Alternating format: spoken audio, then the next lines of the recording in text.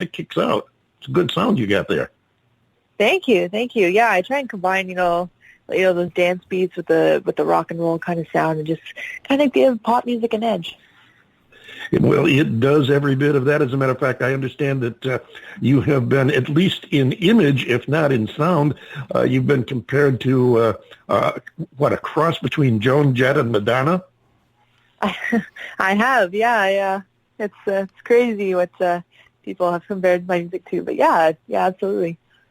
That's an interesting combination. Not a bad one. I mean, at least they didn't compare you to Lawrence Welk or something. But no, that's a great compliment, actually. And I was impressed when I heard this, and since then I heard another track you did called "Try." And then, of course, we have the new track we're going to be playing in just a few minutes. Now, you write your own music? I do, yeah. I write everything myself. The odd time I might get a co-writer or a little bit of, input from my producer. But other than that, everything comes from me, and it's just more authentic that way. And let's see, you're based in Toronto. Are you recording also up in Toronto? I am, yeah. I work with the producers out here in Toronto. I put on my shows out here. And, I do the odd show in Vancouver, BC as well, but it's usually mostly in Toronto right now. And this is the part where you can get in a plug for your studio if you'd like to name drop. I work with Mark Zubeck out of Zed Records.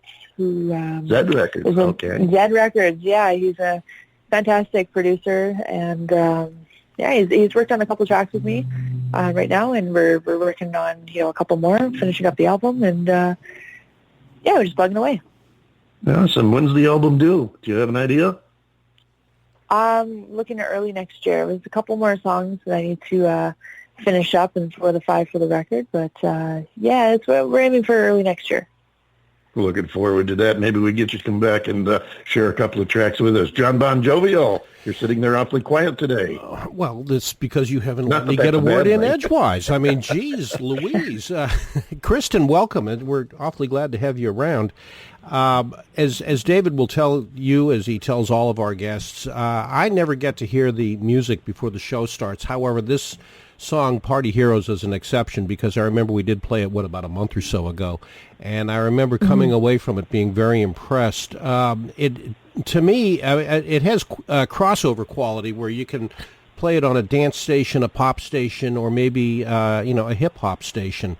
But if you had to classify yourself or assign a genre to yourself as a musical artist, what would you give yourself? I would say it's definitely pop music. It's edgy pop or electro pop. It is edgy, and that's why I like it. I mean, that thing just gets in your face and demands your attention, and that's one of the things that I like about it, and a beautiful job of production, too. Do you handle all the production as well as writing and the music and the lyrics? The production, I co-produced with my producer. So we kind of did it together, but it kind of depends on the song, whether I go in with a full demo and work on that, or if I'm writing from scratch from the in the studio, or it just depends. This one was written. I had a sort of an idea with some lyrics, and I went into the studio that way, and we kind of built the track together. It really depends on the track itself, but I do like to come in prepared with most of my thoughts in the demo.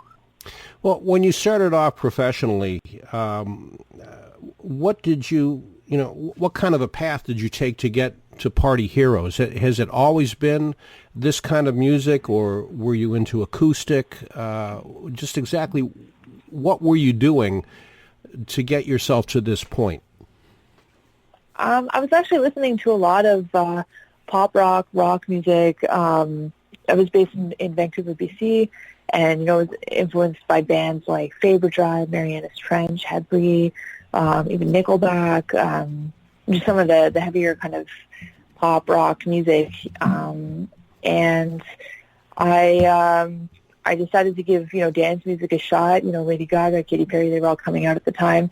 And I thought this would be really fun to kind of mix the two genres and have it, give it a little bit of edge, a little something that could cross over. And it's a lot of trial and error. I've gone, one way I've gone, dubstep. Another way I've gone acoustic. Another way I've gone more of an urban hip hop kind of vibe to songs, and I really like what I'm doing now. I really like, the final product of combining those edgy rock riffs with the dance music and those catchy pop melodies, and that's something that really works for me in my music. And a lot of trial and error, but this is what I've come up with, and I love it.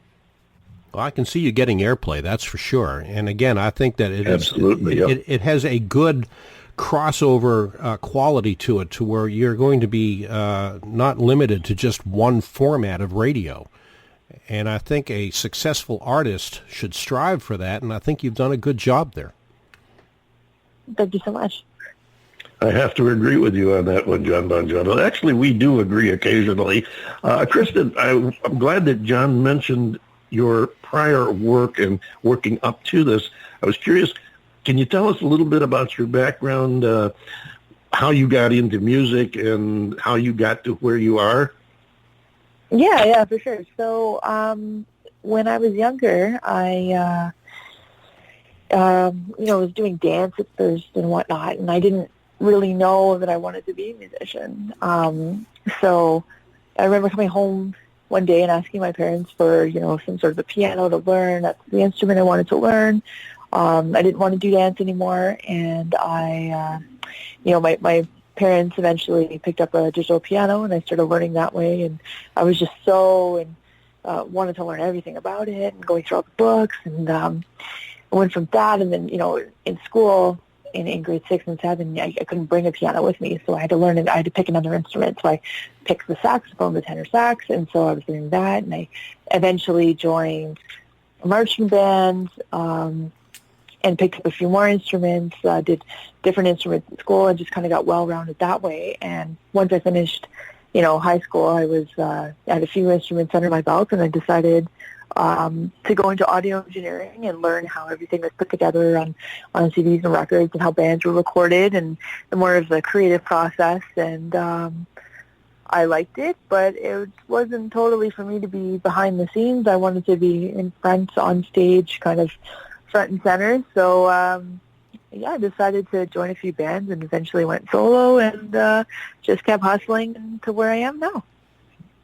It's a good route, and I'm really impressed with the fact that you not only worked to a degree of mastery with a couple of musical instruments, but that you also got into the behind the scenes and got into the production and knowing what it takes from that side to put together a good hit sound.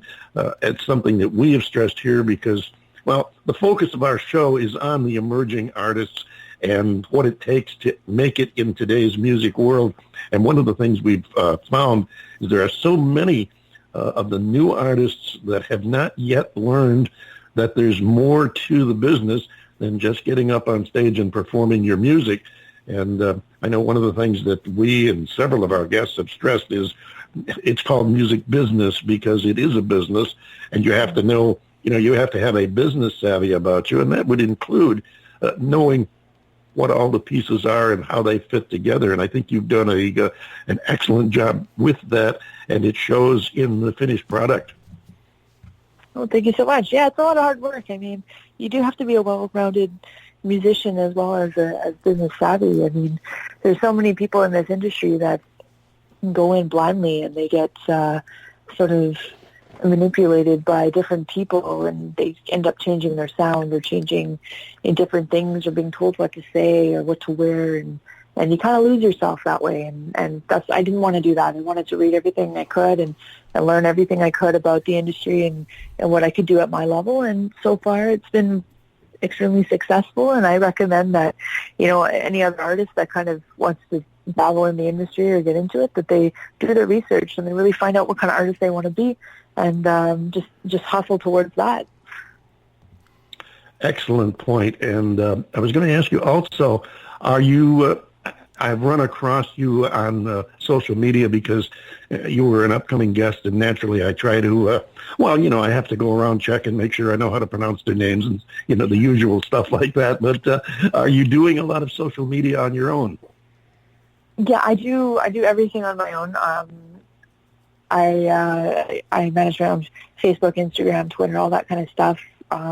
So when anybody's reaching out to me, it's directly myself. I do try and reach out, as quickly as I can, but it's not always the case. But I do reach out to everybody, and I do manage all of, it's me posting, it's me saying what I want to say. It's more authentic that way, rather than have somebody just kind of post for you and say, this is what you're actually saying, but it's not. You know what I mean? So I want to make sure it's from me. Yeah. Yeah, you're absolutely right, and the fans appreciate that. We've seen that so many times that every now and then you'll get someone that the fans know that it is a combine of some sort doing the actual posting, and you can see the difference in the reaction of the fans who realize they are actually interacting with the artist, and that's really important. It brings you that much closer, and of course, being able to relate to the audience is an important part of what you do. I was going to ask you, that's an excellent point for us to stop and have you tell everybody where they can find you online. Yes, my website is KristenKarma.com, and that's KristenKarma.com. I'm also on Facebook, Kristen Karma Official, Twitter, Kristen_Karma, Instagram at Kristen Karma.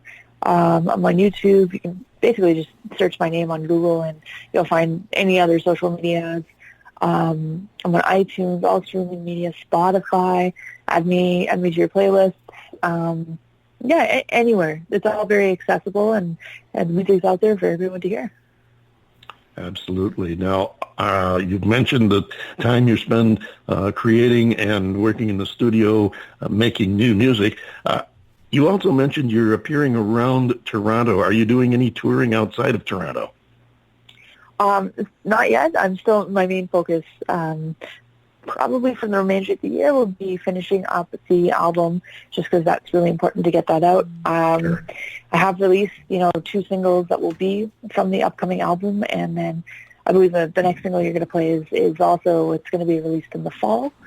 So, just working on just finishing it up and getting everything together and ready for the release. And after that, hopefully I'll be touring. But right now it's just in the studio and just making sure the songs are really the best version of the song that can be out there. And I'm really happy, and everyone's going to be happy with it. And that's where my main focus is right now. Sure. Great. Now, you mentioned you have an album that you're looking forward to probably putting out after the first of the year. I want to be sure and mention to you, as we do all of our guests, that you're now part of our family. So we are here for you to help promote your music. I have a page on Facebook that you may have stumbled across if you do the David Bowers Awards group page, and that's there strictly for my guests to post their music news, releases, touring, gossip, whatever you want to share with your followers. It's there for you. Do it, post it, and I will make sure that the important stuff like new releases and show dates and things get on other sites of mine around the web, because you have to be all over social media anymore. But keep that in mind. We always have a place for you. Like I said, you're family now. So you've got something you want to share with the public, give us a holler. And we love to stay in touch with our guests, see how their careers are progressing, how they're doing, and, of course, have you back again in the future. Thank you so much.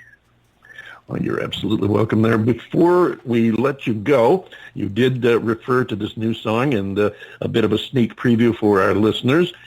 Tell us a little bit about this next track we're going to play. Yeah, absolutely. So this next track I actually wrote with an upcoming artist in front of mine, Marianne Hanna. And basically, so my father passed away 2 years ago, and her brother had passed away about 10 years ago, and we wanted to write a song together that kind of commemorated them and just to, say, I hope they're that they're watching us and thinking of us and are proud of what we're doing down here. And we wrote the song. And fun fact, my dad's name was John.